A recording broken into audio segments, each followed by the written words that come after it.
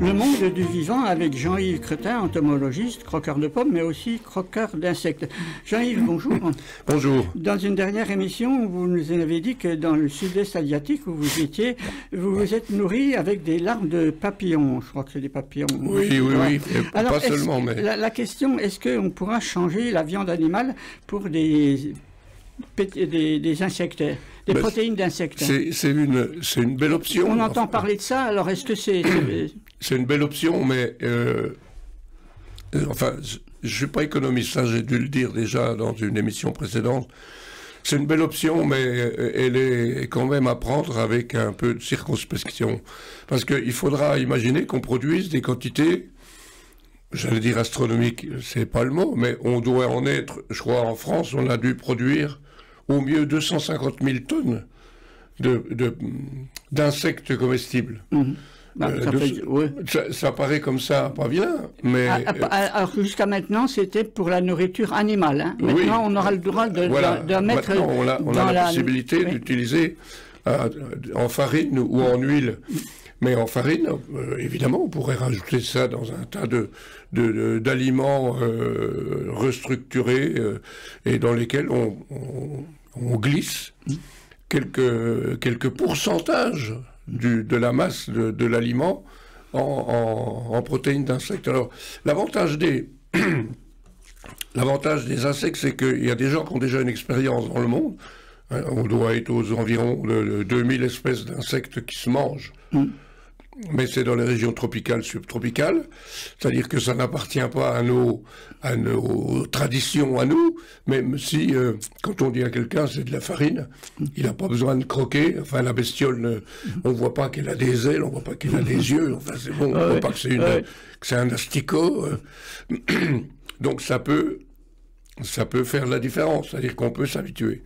Maintenant, arriver à remplacer totalement, c'est, à mon avis, inenvisageable. Même dans les régions où je suis allé voir ça de tout près, donc Laos et Thaïlande, c'est un complément alimentaire. Il ne mange pas que de l'insecte toute la journée. C'est un complément alimentaire, il faut le prendre comme ça. Se pose le problème maintenant de l'élevage en quantité, si on veut produire et faire vivre j'allais dire une industrie, c'est peut-être pas le mot qui convient, mais si on veut faire vivre des gens qui élèveront des insectes, il faut une quantité suffisante, une qualité suffisante, et puis on a les mêmes problèmes que dans n'importe quel élevage, que ce soit d'insectes ou d'autres animaux, ou la culture des plantes. On a toujours une petite partie de concurrents qui peuvent apparaître subrepticement et venir ruiner littéralement l'élevage. Et j'ai vu des images sur ces fameuses fermes à insectes. Ça ressemble à un hangar avec des bacs d'élevage. Et la première chose qui m'est venue à l'esprit, c'est des bacs d'élevage comme ça. Par malchance, on risque bien un jour d'avoir un autre petit insecte ou un virus ou une bactérie, comme celle qui m'a envahi la gorge, venir un peu shooter dans la fourmilière, si j'ose dire. Comme par exemple les abeilles, voilà. Voilà, donc il y a eu un cas, je m'en souviens parfaitement, à la citadelle, à l'insectarium de la citadelle, un petit diptère, un tout petit moucheron, on appelle ça les phorides, c'est gros comme rien. C'est même pas des vrais parasites, c'est des opportunistes, et qui sont venus faire le bazar dans tous les élevages d'insectes. Ils sont venus prendre leur petite part. Il y en avait partout, il a fallu tout nettoyer de fond en comble. Alors on lance-flamme. À ce moment-là, on peut parler de lance-flamme si on veut, mais il a fallu utiliser des produits chimiques. Enfin, le risque est là. Le risque de la brucellose pour les bovins est le même, finalement, que le risque de ce petit insecte dans nos élevages.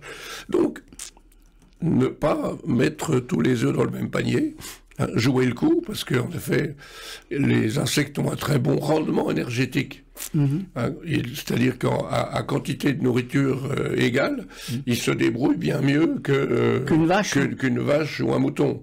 Les très bons transformateurs qu'on connaît à l'heure actuelle, c'est le porc et les poulets. C'est pas étonnant que dans les régions en cours de développement, ce soit les porcs et les poulets qui soient les transformateurs les plus habituels. Oui, parce qu'ils mangent encore les résidus. Voilà, ce sont de très bons transformateurs, ils ont un bon rendement, contrairement à certains autres animaux, par exemple la vache, qui a, j'allais mettre des guillemets, un mauvais rendement, et en plus, qui émet des gaz à effet de serre qui sont, disons, préoccupants. Oui. Et ces insectes, la qualité les protéines, c'est la même Ah oui, c'est une très bonne qualité. Sous l'angle des protéines, c'est une très belle diversité. Et puis, comme c'est un complément, ben, on se débrouille pour, dans le reste de l'alimentation, apporter les molécules les plus intéressantes qui puissent les accompagner. C'est une très bonne idée. Mais il ne faudrait pas la vendre comme ça. Je me souviens très bien, moi, avoir mangé des fourmis, donc ce qu'on appelle les écophiles, qui s'appelle l'Ecophilas smaragdina au Laos. Et c'est un produit de luxe. C'est un produit de luxe. Déjà, ce sont des fourmis qui vivent dans les arbres. Il faut déjà pouvoir aller les attraper. Elles vivent en fermant les feuilles, en utilisant les larves comme pour littéralement coller les feuilles entre elles, mais ces fourmis, pour qu'elles se développent correctement, il faut leur laisser de la place. C'est un produit de luxe. Voilà. Alors, les protéines des insectes, un produit de luxe pour l'avenir. Merci Jean-Yves.